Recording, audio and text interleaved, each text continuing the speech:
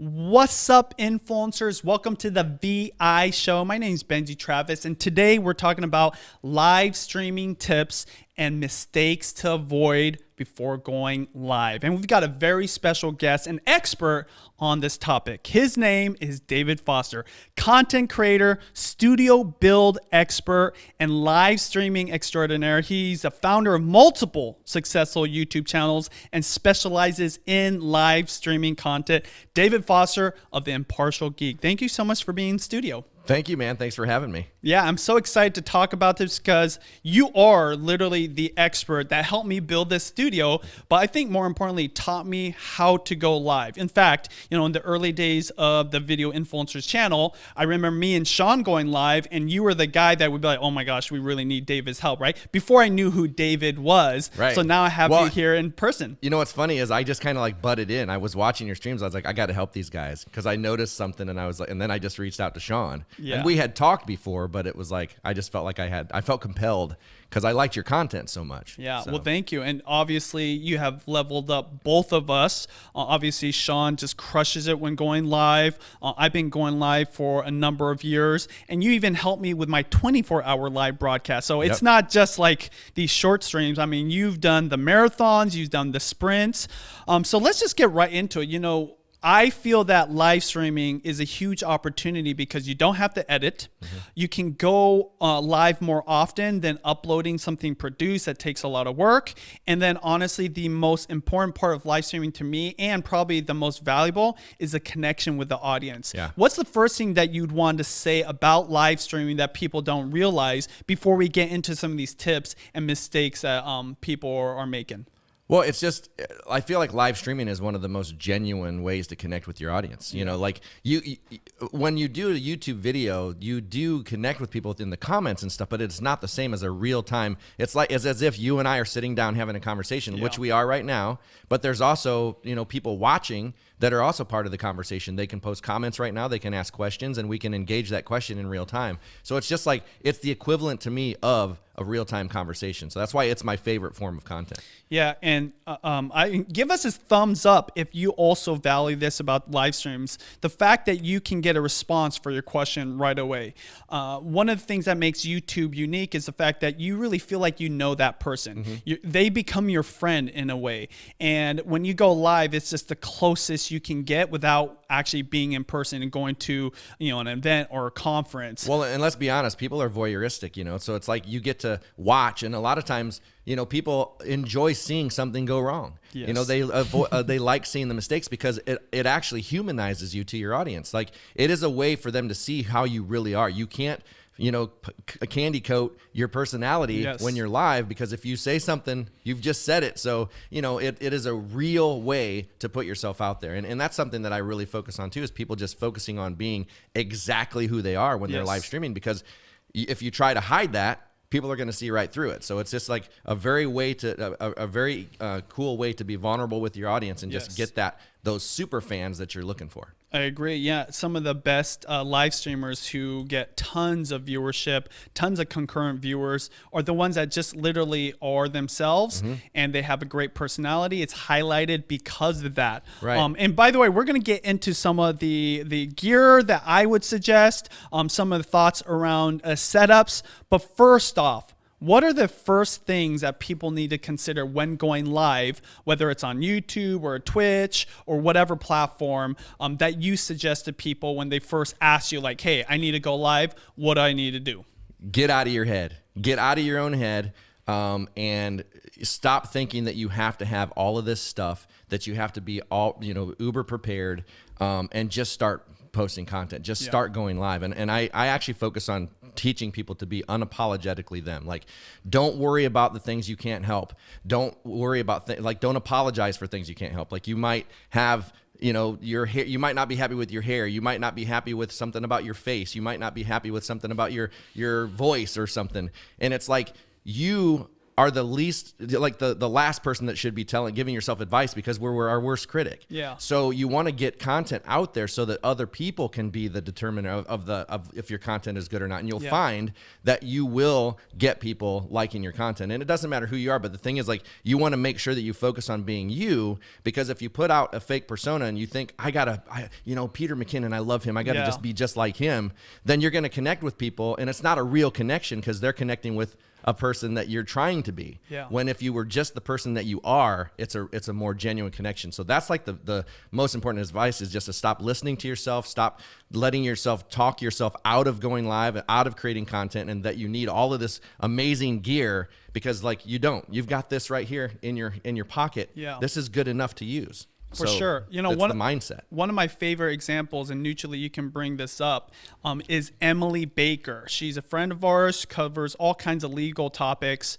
I mean, she is killing it right now. So here's her videos. She just crossed over 100,000 subscribers. In fact, Philip DeFranco gave her a huge shout out. But what I wanted to show you is how she started. She started because for whatever reason, she thought this is what she needs to do. And so this is a video of her showing off a Louis Vuitton bag. It's funny, we were talking about Louis Vuitton a little bit earlier. She's all dolled up. She's talking about, it looks like some kind of perfume. And that one actually got quite a bit of views, funny enough, right? But a lot of her other content never really gained traction initially before, until she started going live. And so let's go to some of our most popular things. And so of course she is talking about, some drama, but this is her today. And she gets thousands, sometimes 10,000 concurrent viewers. I mean, 10,000 people are watching her at any given time. Very simple setup. I think she uses StreamYard. She pulls in some of the images of the lawsuits or the filings, right? But simple setup, and it speaks to your point of she's just herself. Mm-hmm. She finally was talking about the one thing that she knew, which is her legal background, because she's a actual attorney, right? That's what she's been doing as a profession. And so for whatever reason, she thought she needed to do the fashion, she needed to do the product reviews, when really she just needed to tap into not only what she knows, but what gets her excited. Well, and that's the secret sauce to making live streams entertaining, even when you're not trying to perform. Well, and I've had people that they have a job, and they have this knowledge, and they feel like that's what they have to do a live stream or a show about, because they know that knowledge and they want to share it with people, but it's not what they're passionate about. And they have a hobby that is really cool. Yeah. And they don't think that that's probably what they should be doing the show about. Your unique proposition. And there's a lot of people too that also get hung up on I want to do, law stuff, or I want to do fashion or whatever, and everybody's done it. Mm-hmm. But I always tell people, don't worry about that, because every story has been told, but it hasn't been told by you. And that's why I'm saying it's very important that you understand that you need to put yourself out there as exactly who you are, because you're going to deliver the content in a very unique way that'll attract the right people to you, and you won't attract those right people if you're not doing it your way. So don't be afraid to tell a story that's already been told. Just tell it your way and not try to emulate somebody else. Exactly. Especially with the internet, we're able to connect with people that have the nuances or the unique personalities that you do. And so, there's tons of gardeners out there, but there are certain gardeners that like to organic things, organic plants. There's those gardeners that like flowers more. And so you have an ability while you're live streaming to show those little nuances and connect with those specific audiences. Right. But more than that, it's like with those nuances, you might be humorous in a different way than somebody else. You might have a different perspective. It's like it comes down to your personality, the way that you say things, the kind of if it's the difference of if you go to listen to somebody tell a story and they read a story and they have some inflection of the characters and stuff, and you're like, oh, that's pretty good. Then you have a person that's they put so much inflection, they change their voice, they're up and down, and you are riding along with them on this story, and you're just so much more into it. So that's a person that you would connect with. So there's people any topic that can deliver the information in a way that connects with you, and that's what you have to remember. You don't have to have, everybody's I got to do this because I got to have 1 million fans and 1 million viewers and stuff, but you don't. You only need your 1,000 super fans. There's so much truth to that. So it's you will find your audience. If there's an audience of 30,000 people in a Facebook group of people that wear diapers and suck pacifiers, there's a group for you out there. For sure. And hey, I want to get to the next point, but I want to give some shout outs. We got the Swedish car guy in here. We got Rasmin's message. We've got Dr. Elo just gave a super chat. Hey, Dr. Elo, that's the guy from my community. Yeah, David Foster is my mentor and friend. I owe everything I know to him. So thank you so much for the super chat to me. I feel like I should buy you a coffee later because of that. You actually did this morning. Oh, yeah, I there used you go. the card you gave me. We got Marna Renee. You guys, in the chats, put your questions that you want to be answered when it comes to live streaming, and we're going to try to get to those at the end. So, okay, we just talked about being unapologetically you, being your natural self. Get out of your head and show off your true personality. What's the next tip that you would have for people when live streaming?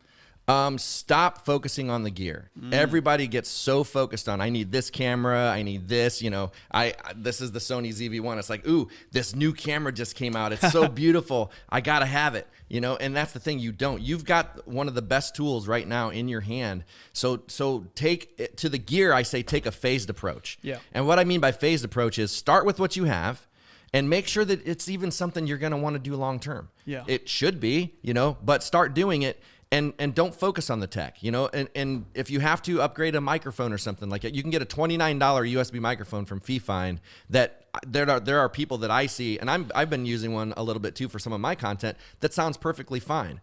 And not focus on, you know, the watching this production and other productions and be like, well, I got to spend like 20 grand, 30 grand, whatever on a studio, or I can't do this. Because you feel like your credibility is not going to be the same as if you put out this content. But there are people that have built million subscriber YouTube channels with an iPhone. Yes, for sure. So focus on just getting the content with whatever you have, and then, you know, take a phased approach to upgrading a camera when you get there, upgrading a lens, and just kind of work your way there. Yeah, you know, a great example of this, again, of somebody that goes live is Nick Nimma. I have him pulled up right now. In fact, hey, let's watch. This is weird. Inception stuff.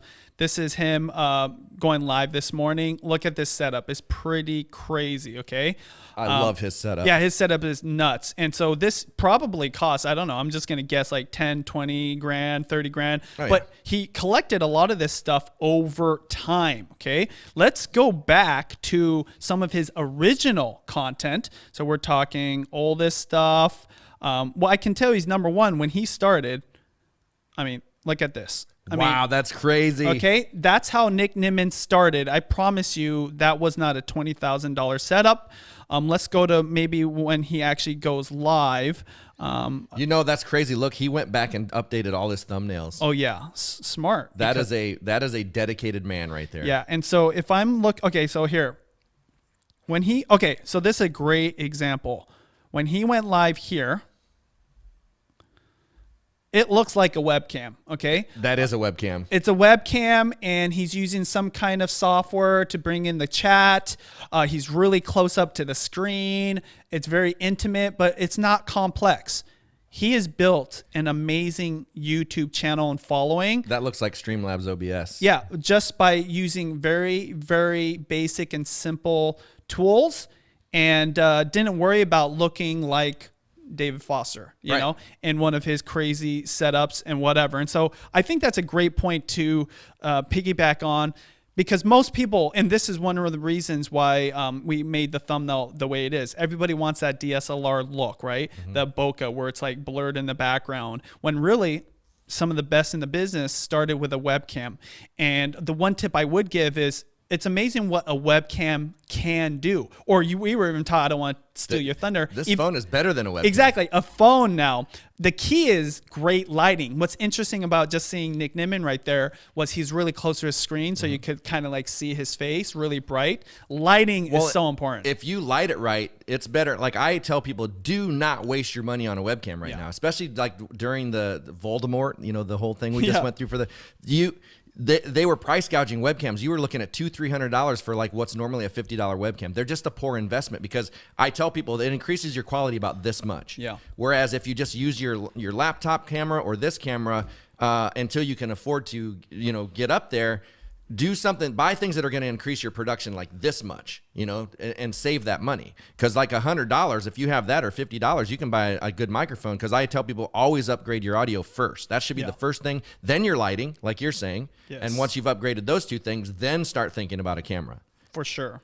And so there you go. Don't wait to have the best gear. Don't wait for the DSLR. Use what you've got. Just like Sean says at the beginning of every video on Think Media. Yes. Just hit record. Just hit record. And it's like, just hit stream. For sure. And I don't know if she's a great example of this, but before we get to your next point, you brought up Gothix, right? And she's a Twitch streamer. But one of the things I like about her setup too is it's not real complex, right? So this is Gothix from Twitch. She also is on YouTube. She's not streaming right now, but looks like she brought in some guests. Looks like she's sitting in front of a green screen. Yep. She's got like a gaming seat, headphones. You know, she looks really sharp. And that's not her normal production. Like she has several different productions. Yeah. She has like a side shot when she's doing like talking head stuff. This is like her interview set. So she has a lot of different productions. But very successful. Yeah, right? very successful. Very famous, both on YouTube and Twitch. But anyways, I brought her up because, again, just different type of content, gaming, and the fact that even now she's still using simple stuff to speak to your whole point of like start with what you got and press record. And this. She has a pretty complex setup when camera wise. Like she's got really good production value camera wise. Got it. Like it depends on which studio she's using. Yeah. But yeah, But if she just went live with probably like a phone, really good lighting. Oh, it's her content that people are there for. Exactly. And so I don't know if that's your next point, but what's your next tip for people live streaming when it comes to, you know, broadcasting yourself and having a successful show or content and connecting with people live? I think it's more like stop trying to be like everybody else. I mean, I know that kind of goes back to the other point, but I feel like, you know, you get so caught up in your head that you have to look like these other people production wise. Yeah.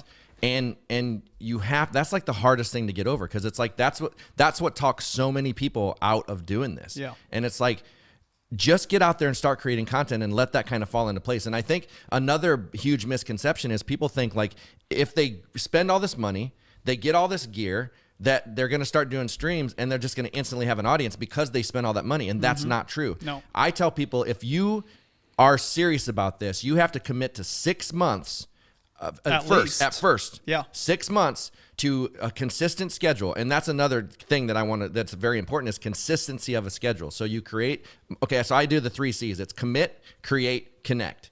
So you want to commit to creating, and that's the hardest part because you are responsible for that commitment. So it's easy to talk yourself out of it. Yes. And you start creating. You want to create on a consistent schedule. That's like whether it's once a week, twice a week, whatever you commit to that schedule for 6 months. And then the connection is the audience that you're going to start to grow along the way. So the idea is to get through the create and commit and create as fast as possible to get to connection, because once you get to the connection, it's them that's going to hold you accountable, not just yourself. So it's easy to give up on yourself, but it's hard to give up on your community because those people are showing up for you, and that's what motivates you to do it more and more, because you notice you're helping people, they're liking your information, so you're connecting with them on a real level. So just being willing to commit to a consistent schedule and commit to yourself to doing it for 6 months, and then at that 6 month point, look at where you are, see if you've made a little bit of money, if you have some money to dump into something, and then pivot at that point. Like, okay, I like where the content's going, my audience is resonating, or like at that point, like, well, maybe I could change this up just a little bit because my audience likes this a little bit more. And then for the next 6 months, you commit to that schedule. And then the next 6 months, you pivot again. So you're looking at 18 to 24 months before you really start seeing any kind of growth here. And you go back and look at like Philip DeFranco or Marquez Brownlee, 7 years or so of creating content that they had viewers, but not like they do now. They're like some of the biggest on the platform. Yeah. But they understood that the commitment that it takes is if you want to do this, it's a long-term commitment. It's not just I'm going to make 5 videos and be famous, because that's what people think. Yeah. Like if you put a video up, you're going to instantly people are just going to find it and watch it. And that does not happen. No. I mean, it can if you like the girl that did the van. Yeah. She put a lot of time and energy into that production and spent $30,000 doing that van and came out and was pretty much instantly successful. Yeah. But she worked her ass off to do that. Well, Janelle, right? I love that you brought her up because that was the point I wanted to make. A lot of the work comes previous to the live stream, has nothing to do with the actual live stream. So like Emily Baker, she's been an attorney for at least a decade, if not more, right? So she built up her chops to be able to talk about that. Janelle probably didn't start living in a van yesterday or the day before she recorded. Right. She had been living that lifestyle so she could speak to all those things. Well, that's how she saved the money to do it in the first place, because she wasn't paying rent in California. And so my point is this: a lot of people think it is the technology, right? It's the software. It's like, I don't know, the time of day you're going live and what platform. When really, to speak to your first point, just be you. Whatever you are is going to come out on camera, as long as you're as comfortable as you possibly can. And that's the power in this. And so realize what you spent your whole life doing, or what it is you're really passionate about. If you are unapologetically fully yourself, that energy comes out. For example, for me, right? Almost anybody that hangs out with me is going to be really excited about food because I'm excited about food, right? I can talk about like these eggs that I cooked and where the eggs came from, what farm, or this steak comes from like an island where the cows just graze in a huge pasture and they only eat grass, like those stories. And so when you're talking about those things that you really are interested in authentically, that comes out. And this again, why it's so important to talk about what it is that you know, rather than trying to almost put on an act. Well, and the thing is, people will come initially for the content, but they're going to stay for you. And that's the thing. If you're putting out content and then you're not yourself, they're not connecting with you. And let's say they do really like the way you deliver it, but then it's like you have a moment of weakness and you're vulnerable in a stream. They're going to be like, who is this person? If you're that person from the very beginning, then they're a fan of you. Yep. And what that does is, once you get to the subscriber level that, it doesn't really matter, you could do anything you wanted. You don't have to stick with a certain topic because they are there for you. You've created those fans, just like you and your vlog. You could talk food, you talk about kids, you talk about life things. It doesn't matter because they're fans of you, not your topics. Thank you. Yeah, and for sure. And again, so I think that's what's interesting. A lot of people say, oh, how do you guys do vlogs every single day?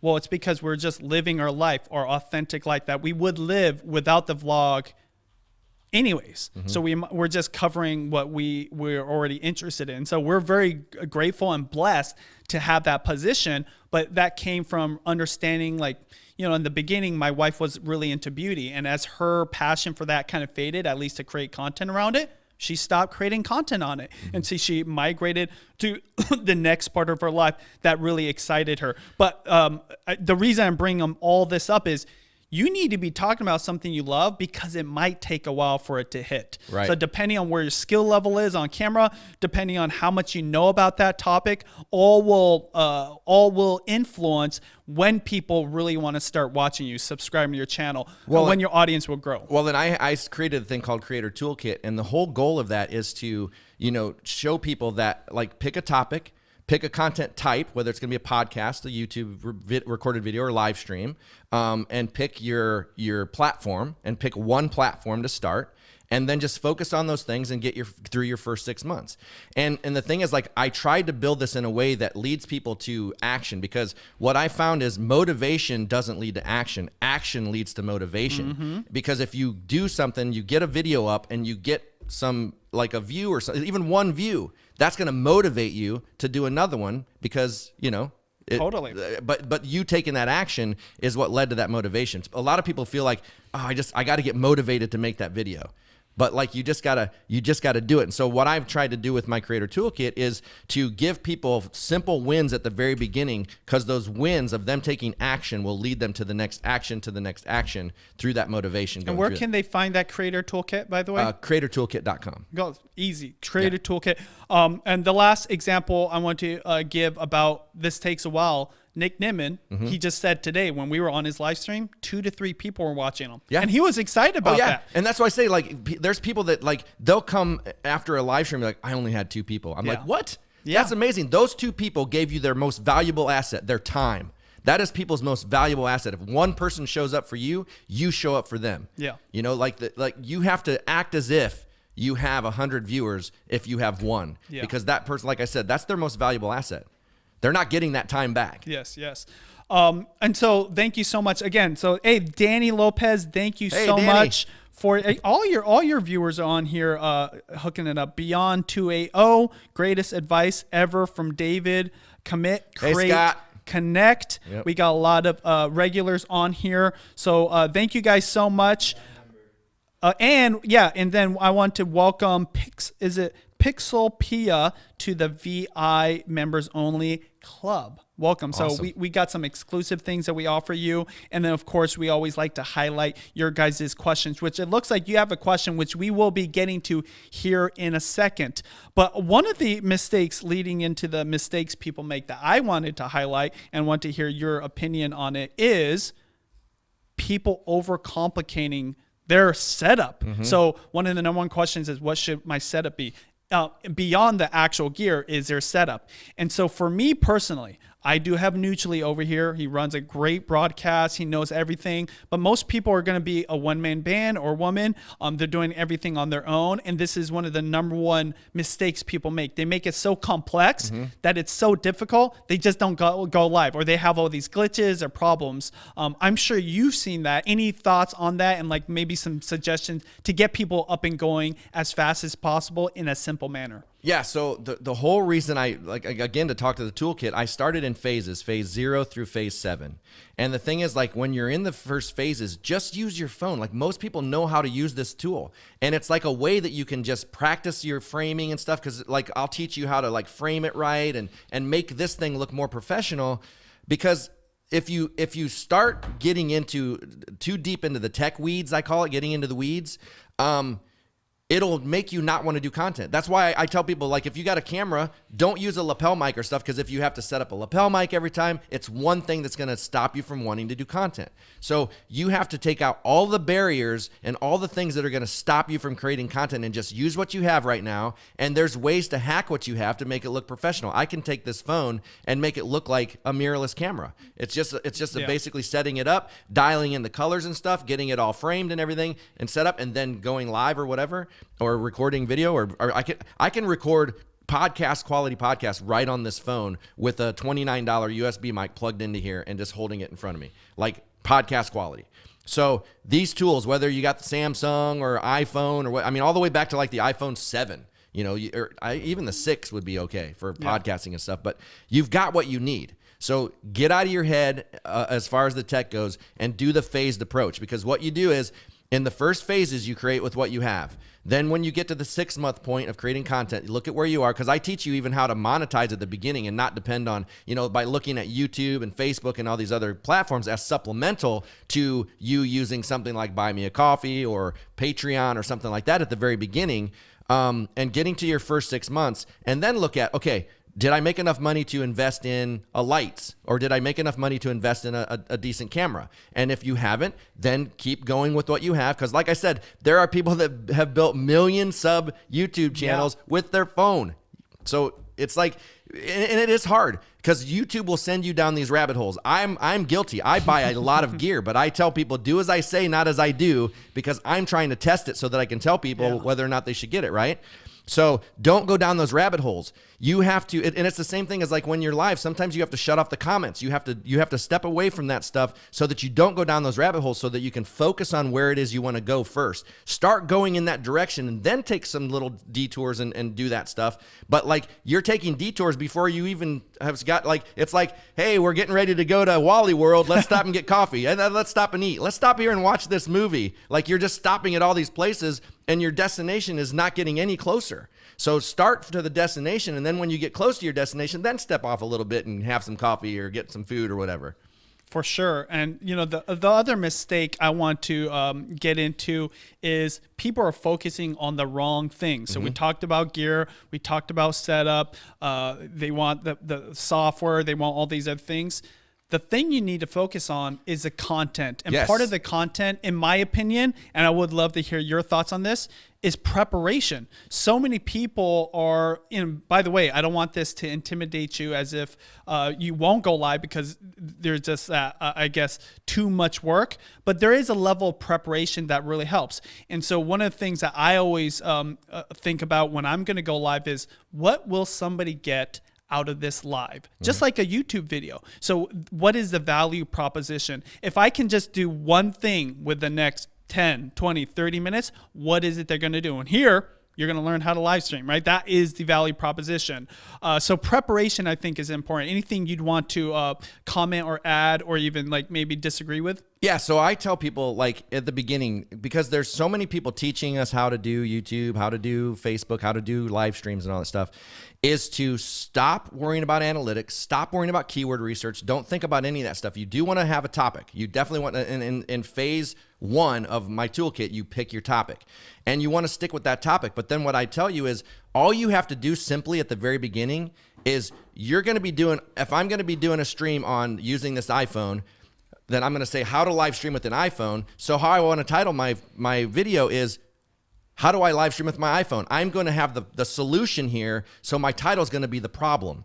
So that's as simple as it has to be from the very beginning, because like you have to be very strategic with that stuff at the beginning. So if your topic is, crochet, it's like, how do I crochet? Like I'm going to show in this video how I hook my needles and how I do this. And then your thing is going to be, how do I hook my needles and crochet? It's that simple. Problem, solution, problem, solution. If you can think like that at the beginning, that's going to give you a little bit of boost and can get you in the search engines as well. And then down the line, you'll start to see what's performing, and I'm talking like after a year. A lot of people think they have to know how to do thumbnails and analytics and stuff from the beginning, but until you're like a year in, you don't have enough data in your analytics to even know what to do with it in the first place. And what you're going to do is you're going to be making decisions that you think are the right thing because like, I didn't get any views on this video, but I got 3 on this video. What did I do wrong on this one? You don't have enough data to make those decisions, which is why you should stay the heck out of analytics and don't even look at them for your first year. And just focus on the content and focus on the problem and the solution. Exactly. Nothing else needed to say. I just want to show one more example, and then we're going to get into Q&A. And keep in mind, the Q&A is available for anybody watching live, but then we delete the question parts, and it's only for VI members. So the VI members that Pixel Pia just joined, make sure you join that if you want the playback of the question. So my last example of somebody that prepares like no one else I know and gets a ton of views from his live streams is Sean Cannell. So I use him as an example all the time of how to repurpose a live stream. Exactly. And so you guys take a look at my screen right now. His channel is Think Media. And obviously he's a co-founder of Video Influencers New. So you can go ahead and show my screen. I think he's in there. Oh, he's over there? He's in there. Let's see if he set me up. No, so he's running back in here. So this is one thing. See what I mean about overcomplicating your process? Okay, show my screen here neutrally. But Think Media is Sean's other channel, and he's got amazing content, gets tons of views. But I want to show you guys the power of live streaming and having preparation. So this is a live stream that he did a year ago, and the title is It Too Late to Start YouTube? 485,000 views. Look at this. This is a live stream, you guys. And so I just wanted to kind of go through his process. He has different slides. I think he uses Streamlabs, really simple setup. It's just him. He doesn't have anybody else in the room or helping him. And he's basically teaching in a very simple way, and he's getting hundreds of thousands of views. And so the reason I use Sean as an example, you can put it back on me neutrally, is because he really does take a lot of time to prepare not only the point and what he's going to teach, but even his slides. And so he really kind of thinks through this. And this was a 35-minute live stream, but hundreds of thousands of views. So well, and that's the thing. Like he prepares, like he designs and builds the whole thing for the replay. For the replay, yeah. So and that's it. Like whenever I'm talking about, like, you want to see like somebody who does it for the replay, because a lot of times, people don't realize that if you are very strategic with your live streams and you title it with the problem solution, just like we were talking about for a recorded video, you'll rank for that search term before you go live if you schedule it. Yeah. So, Sean is just very strategic with that stuff, and it's a great way to grow the channel. So, yeah. And speaking of replay, you guys go ahead and check out David Foster's channel, Impartial Geek. We'll have all the links down below. Do the call to action again to your creator kit. Yeah, so I have the creatortoolkit.com, and it's just a place where you can go through 7 phases of content creation. Now, I'm in the middle of retooling it right now because through teaching people, I did a survey and found where people were getting stuck. Because my goal is to get, I know you don't swear on this channel, so I won't swear, but it's to get you off your butt to start creating content. We say fracking content because it's like off Battlestar Galactica, to create content. And that's what I want to do, is help people get off their butt and start just getting out there and creating, or like Sean Cannell says, just hitting record or stream or whatever that is. So creatortoolkit.com. Yeah, definitely highly recommend it. The expert for both myself and Sean, David, has been so helpful over the years. And of course, subscribe here if you guys want to build your influence, income, impact with online videos. And I'll talk to you later.